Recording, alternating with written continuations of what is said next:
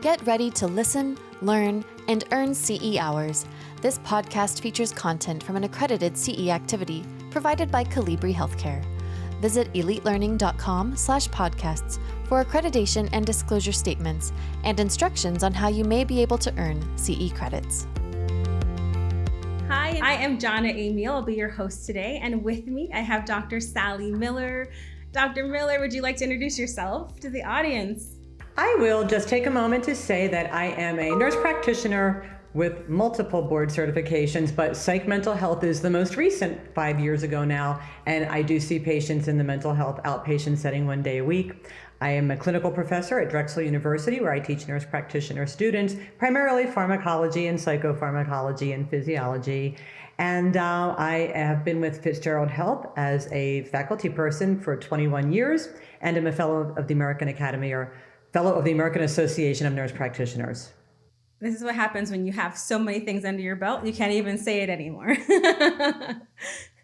So Sally and I, we've had a ton of great talks together, and I personally have learned a lot. And I want to piggyback on what we ended up speaking about last time. We talked a lot about depression, PTSD, those types of concepts.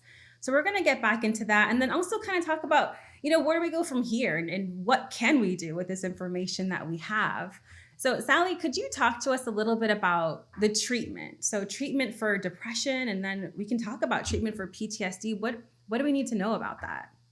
So as always, the starting treatment really requires recognizing when drug therapy is appropriate and when it's not. And so once you confirm your diagnosis of major depressive disorder or a major depressive episode, very often drug therapy is helpful. Hopefully not for the long haul, but remember, priority one is to establish expectations with your patient. Have that conversation based on their history, based on the symptoms right now. Do you expect this drug therapy to go on for 4 months, 6 months, a year, or do we expect it to be chronic? So those are all the prefaces to really having successful pharmacotherapy. Another thing that is hugely important, and I feel like I'm stating the obvious here to the healthcare providers because we know it, but we have to remember that patients don't. And an important part of pharmacotherapy for depression is it takes many, many weeks to even begin to be able to make an assessment as to whether or not it's going to work.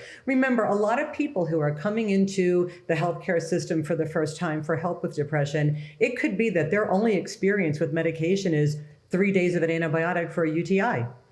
They take it for 3 days, they're cured, symptoms are gone, they feel great, life is good. And then when they come to us, typically at their lowest low, by the time somebody's depression gets to the point where they make an appointment, and it's usually the primary care setting, it's usually our primary care providers that see this, by the time they make that appointment, whatever has been going on has usually been going on for a while. Now they're at their low, so we're seeing them for the first time, but they've been feeling this for weeks, months, who knows? And then one of the first things that we have to make sure they understand is that it will easily 4 weeks before we even begin to make an assessment of whether or not something is working. So once you commit to starting an antidepressant, it's really important to try not to stop it unless it's absolutely required. So we want to make sure the patient is prepared for all eventualities, like how long it will take, that there might be some adverse effects early on. Laying that foundation really is the key to having successful therapy, for the long haul. One of the biggest trials, evidence trials in treating depression is called STAR-D. The mental health providers listening know what it is. The primary care providers may not, but STAR-D was a big trial about the treatment of depression and evaluating combinations, et cetera. And one of the things we learned from that trial, and it has its critics, it wasn't perfect, but one of the things we did learn is that the first drug therapy has the best chance of remission, just based on the way brain cells respond to changes in neurotransmitters. When we give an antidepressant, we are changing the concentration of those neurotransmitters, serotonin, norepinephrine, the ones I keep talking about. And when you change the concentration, brain cells actually adapt to that change in concentration. So there will be physiologic neuroplastic changing. So the first time we give patients medication, that's the best chance we've got at getting a remission. Every time we change therapy, the likelihood of achieving remission drops just a little bit. That's not to say we don't do it. That's not to say we can't give people help. But the best chance of the best outcomes comes with the first approach to drug therapy. So it's really important to try to pick the best one. So then having said that, we look at the classes of medications. The selective serotonin reuptake inhibitors are pretty much the first line in the primary care setting. They are very effective for especially what we call functional depression. The patient that wasn't depressed before, and then something happened and now they meet criteria and we want to help them through this event. The SSRIs are extremely helpful. They tend to be very well tolerated, but they're also not the appropriate drug for a more major non-functional phenomenon. Some people present as non-functional, meaning that maybe they've lost their job because of their depressed mood, maybe they've lost a relationship, or some major thing has happened in their life.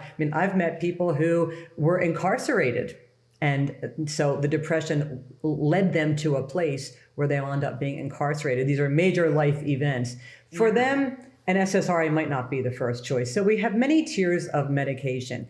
Typically, the SNRI is considered the go-to drug for the patient who doesn't respond to an appropriate trial of an SSRI and a patient who presents as non-functional.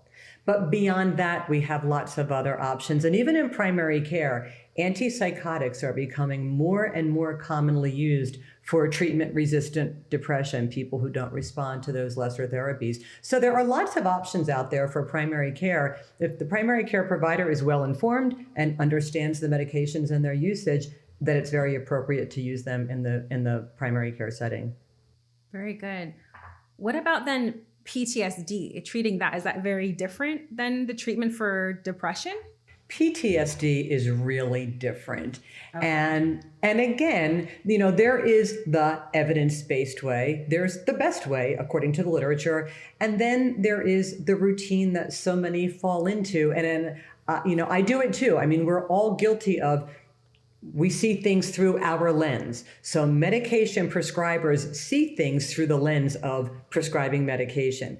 But PTSD really is different. It is one of the family of anxiety disorders. It is an anxiety disorder in that the core symptoms are worry, that perseverative thought, and anxiety, that physiologic fear response, that hypervigilance, palpitations, shortness of breath, all of that. But what makes it PTSD is that the patient has a history at least a month prior, a remote history. It could be a month ago, it could be 10 or 20 years ago, but a remote history of something bad that happened to them or something bad that they observed, that for some reason now the brain is making associations and triggering a response to that. The really interesting thing about PTSD is that it is commonly recognized that the memory of this bad thing is stored deeply in the hippocampus, right? The hippocampus is one of those deep subcortical structures. It's got a pathway to the amygdala, which is the fear gland, right? The amygdala is fear central in the brain. When you perceive something that could frighten you and respond to it with those physical responses, that all happens in the amygdala. Like we say, people that have no fear, thrill seekers, people that jump off buildings and stuff like that, they have no amygdala. They are incapable of the fear response. So if you think of the amygdala as the fear processing place, and it has a direct pathway deep in the brain to the hippocampus, which is command central for memory storage. When you store a memory deep in the hippocampus, and all of these are subcortical structures, your conscious brain is not aware of this at all, but all of our memories are stored in there somewhere. Sometimes they come out as a dream, sometimes they never rise to the surface, but our memories are stored in the hippocampus, which articulates very directly with the fear response center.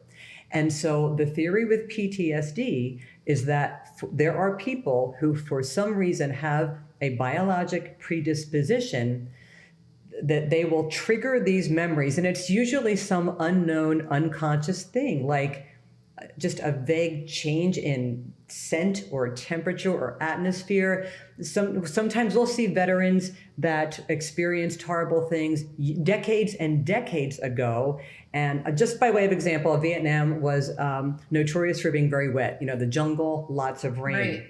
Right. And we've seen people with PTSD who would have panic attacks when, in retrospect, we can see that it's because the weather was wet, or maybe it had just rained and created something that triggered that environment. And so this deep-seated memory was triggered in some way and produced this fear response. It's a biologic abnormality. It doesn't happen to most of us. I mean, most of us have had bad things happen, and while it's not pleasant, we don't have PTSD, but some fraction of the population does. And so the most successful treatment is centered around the presumption of that event. And it's not a drug therapy. Unlike many of our other anxiety disorders where medication therapy is the mainstay, and then non-medication therapy with a therapist is an ancillary or additional treatment, with PTSD, non-drug therapy is the mainstay of care. And truly, the best response to a patient, if someone makes an appointment and they say they're having anxiety or panic attacks or whatever the complaint is, and we drill down in that effort to really have the right diagnosis, if we find out that there is a remote event in their world and we think they may be having PTSD, the best thing to do is to refer them to a therapist, and not just a therapist, but one who is a trauma therapist. And the primary modality they use is something called EMDR. It's eye movement desensitization and reprocessing. And I will tell you, the first time I ever heard about it, it was like an hour-long class at some conference, and the instructor wasn't very interesting. And I thought, oh, I had the last hour of my life back. This is all junk, and I don't believe it. And I never gave it another thought. Like most people, if I don't understand it, it can't be any good, right? Nothing narcissistic in that. But I mean, I didn't understand it, so I just blew it off. And then, thank goodness, I had the opportunity at some point later in my career to connect with an EMDR therapist, and learned not only really what it does, but how effective it can be. And so it's based on the premise that the optic nerve is also very closely related in terms of conducting sensation to the hippocampus. I mean, the hippocampus is this area about learning and brain memory, subconscious, unconscious memory. All of these stimuli that come in get stored deeply in the hippocampus. And it has just been supported over and over again in the literature that rapidly moving eyes back and forth, just like the name implies, eye movement, lateral movement back and forth, it actually reprocesses thought. And people that have, every time you re-experience a memory, it's biological. It changes. Something about it changes. So good memories in our world, we like to remember them. We think about them a lot, I don't know, the day that you won $1 million, or the day that you got married, or, held your baby for the first time, or whatever the happy thing is. We think about that a lot, not realizing that every time we experience that thought, there is some subtle impact on brain chemistry, those same neurotransmitters, dopamine, serotonin, etc. I think we all can identify things that we remember that didn't happen, or they didn't happen that way. I mean, were you ever certain you remembered something and you find out it happened very differently? Because the more we remember a thing, it will change. But the negative memories, the traumatic memories, we don't remember them. We try not to. So we don't have the opportunity to change them or process them. And so there is apparently a biologic response that occurs with rapid eye movement that is linked to processing in the hippocampus. And so, I mean, this is a multiple step process. You don't just sit somebody down and say, start moving your eyes back and forth. There is a preparation phase. There is helping the patient prepare to re-experience the traumatic event. But while they are re-experiencing it, under the supervision of someone who is there to help them, they literally rapidly move their eyes back and forth. And that sensory input is believed to actually alter the response to this negative memory.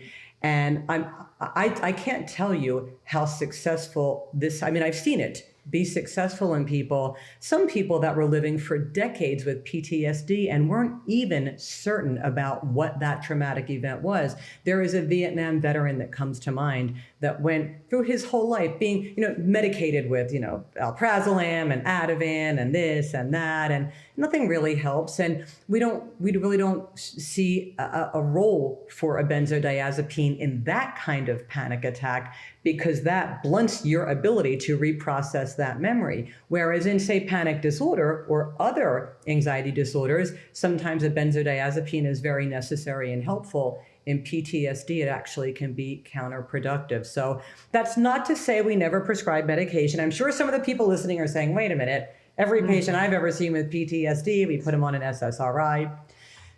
Truly, the best way to manage PTSD, if you make the diagnosis that PTSD is the origin of symptoms, is to refer the patient to a therapist. And the therapist that is the mainstay of care. Sometimes the therapist will reach out to you or send the patient back to you and say, hey, we've been working on this. He or she's still really having trouble. Can we use some medication to augment the process? And of all of the medications out there, there are only 2 that have really been studied and demonstrated to offer any meaningful support in the treatment of PTSD. And one of them is an SSRI, Zoloft. And the other one is an old tricyclic antidepressant, one of the older school medications, imipramine. And while others may or may not do it, they just have not been studied extensively. But EMDR, now it's being used for migraine pain, chronic pain, other forms of anxiety management. And it really appeals to me because it does capitalize on the abnormal biology, which is part of almost every mental health problem that we see. That's not to say it's the only problem, that people do sometimes need help with just general coping skills as well. But it's a very physiologic phenomenon. It has really been successful. And there have been lots of studies. The critics will say, well, doesn't the patient just benefit from the counseling, whether they move their eyes or not? They're still seeing a therapist. But there have been numerous studies that put people in 2 groups, where one group gets everything except the eye movement, and the other group gets the eye movement. And the eye movement group, it demonstrates clear statistically significant improvement. So it's just a very cool capture on what we know about the physiology of abnormal storage of memory, and how it can trigger that panic response in an unexpected way. That's really interesting. I had never heard that technique ever before. And also, I think maybe one of the people that assume that everything gets a pill thrown at it. And I think about PTSD, it's also going to get a pill thrown at it first. So that's nice and reassuring too, because I think of some of like my own patients I've had as a registered nurse, right? Or I think about peers that way that are resistant, right, to the idea of throwing pills at me, right? Like, is there something else I can do? And so that's nice. I think that's nice and reassuring to hear that there are alternatives if there is like a real fear or apprehension to starting with medication therapy, if in fact it was appropriate to not start that way. That's very interesting. So then I think Sally knows all this stuff because, right, she's an expert in this field, but I'm wondering, do you think, just even in your opinion, that we're going to be seeing more those who are providers, NPs like yourself, other providers, are we going to be seeing more patients come in with these mental health symptoms or diagnoses that they might receive, these type of, all the things that we've really been talking about? And in saying that, I ask because is it important then that we all know, we all understand this, and that we all have the wherewithal to at least help get our patients to where they need to be, in that moment?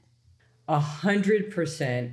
I mean, what's happening in healthcare right now, no one could have anticipated. I mean, it really is unprecedented in our lifetime. I know that, decades and decades ago, there have been other pandemics, but sure, and they're just as important. But in this day and age, not only do we have this pandemic, but we have information, probably too much information sometimes, that is immediately available 24/7. And so people are just overloaded, not just with the having to help people through this thing that is so frightening, but also not knowing what to believe. And you hear stuff at every turn. I mean, how many channels are there? How many cable channels and satellite channels? It's not just 3, 6, and 10 anymore, or not just, I don't know, what the Pony Express, perhaps for the last pandemic 100 years ago. There's so much information everywhere. There are so many strong feelings about it, and people are afraid to talk because what if somebody else yells at them? And like for instance, I know that there are patients who choose not to have the COVID-19 vaccine. And it is not for me or any healthcare provider to impose our personal value system or judgment on that patient. It's our job to make sure that they have information available that is evidence-based and that we counsel them in accordance with standards of care. And then they decide what they will or don't do about it. But I can tell you that even having spoken with some of my patients, I find that there appears to be some level of prejudice in the hospital setting when they get sick and go into the hospital. If they get COVID-19 and go into the hospital and have not been vaccinated, there is at least a perception about being treated differently. And I mean, I don't doubt it, to be honest with you, treated differently than those who did get vaccinated and then wind up sick and get in the hospital. And so, it's not for us to go down that road at all, except to remember as healthcare providers, it's not about our value system. It's about the patients. And our job is to make information available, make good evidence-based, accurate information available.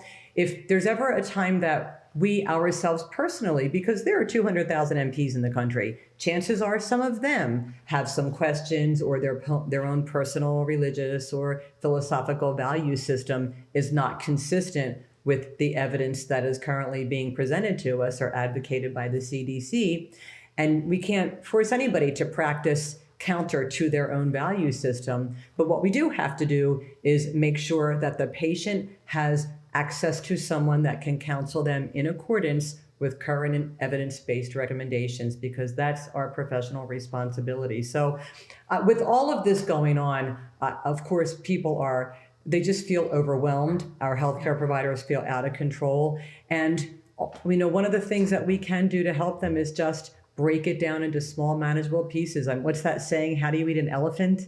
And the answer is in small chunks.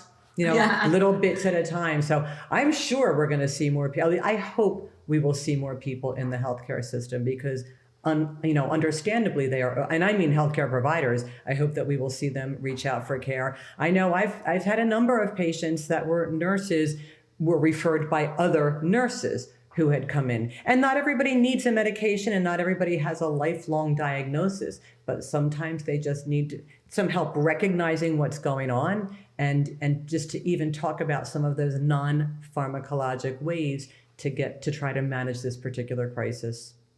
Yeah, and I like that you said that, right? Because it reminds me of, it's okay to not be okay. I hear that, and I say it a lot to even our peers in nursing, and that you're welcoming, saying that I hope that we do, right? See more. That just means that it's okay. It's okay. And if you're feeling any type of way, you should reach out, and that's a good thing in that way. And so we advocate for our patients really well. We don't always advocate for ourselves so hot. And so I'm wondering, what do you imagine that NPs could do to advocate for our own selves, taking care of all these patients? How do we do that? How do you do that? I mean, it's always easier said than done. It is always easier said than done. But just, if you're not feeling a particular strain, I mean, if any nurse that's listening or NP truly feels like their anxiety symptom or depression is getting to that place where it's interfering with their ability to do their job or interact in their non-job life, they should reach out for help. But for somebody who isn't there yet, but they're just understandably feeling, overwhelmed by some of what they see and do every day, one of the basic foundational principles of health is that diversity is the strength of everything. I mean, it's a blanket statement that's true in every aspect of our life, whether it's your friends or your interest or your income stream, diversity is strength. So get away from it at the end of the day. You go to work, you give 110%, and then come home and do something completely different. Don't come home and be online all night looking at all of that information overload that's available.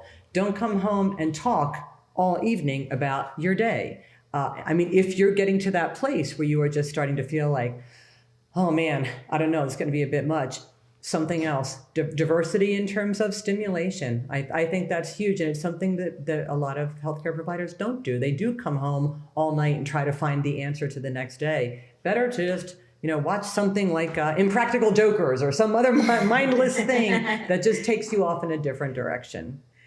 Yeah, I'm super guilty of that. So that's actually good advice. It's true. We come home and we just want to do more of that. And I don't know why nurses in particular are so very bad at that. But I think that's really good advice to step away and kind of separate that. So is there anything that you could share with us about how you decompress or de-stress? If you've had a day where you're feeling like, I can't, today was just a day. What are things that, just are helpful for you to get through that? You're not Googling anything. I know you're not doing that. You're not talking all night about it. So what are you doing? I really do watch Impractical Jokers. But the other thing that really works for me are my dogs. Yeah. I take them outside and, throw the ball with that chuck it thing. And I just love to watch them have such a good time. I say ball and their ears go up and the tails wag and they get so excited. And for the next hour, I don't think about anything else. I go outside with my dogs and I watch them run around and I throw it by accident in the water and they love that because I have to go get it. And it's just really totally decompressing. And so that's my way. That sounds really nice. So before we wrap, I'm wondering, is there anything that you want to share with our NP audience about any of the conversations that we've had over these last episodes? Well, I guess, we've touched on, we just sort of scratched the surface on so many different things. And there's so much more about all of these topics. As you can probably tell, I could go on ad infinitum about any one of them. But what it really comes down to truly is, if you are a nurse or a nurse practitioner or whatever your healthcare profession is, don't try to be that professional to your friends or family, because it's a disservice. If you recognize something in them that they need a nurse or a nurse practitioner, then they should be referred to one that's not you. Really is that's a big deal.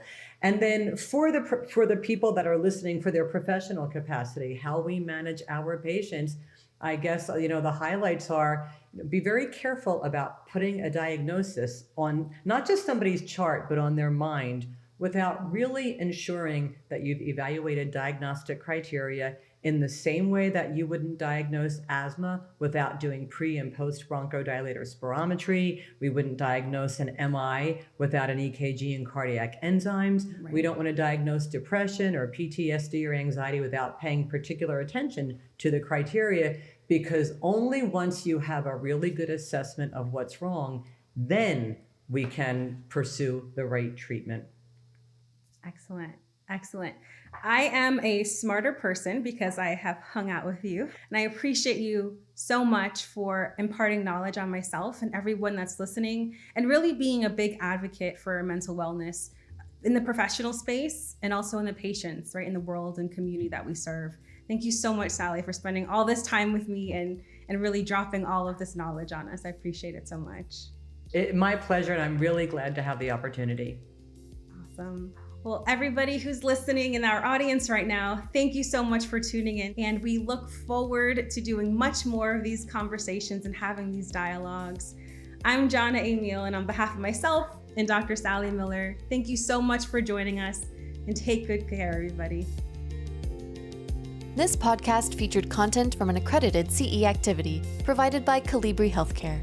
Visit elitelearning.com/podcasts for accreditation and disclosure statements and instructions on how you may be able to earn CE credits. Take your learning to the next level by subscribing to more podcasts on compelling healthcare topics.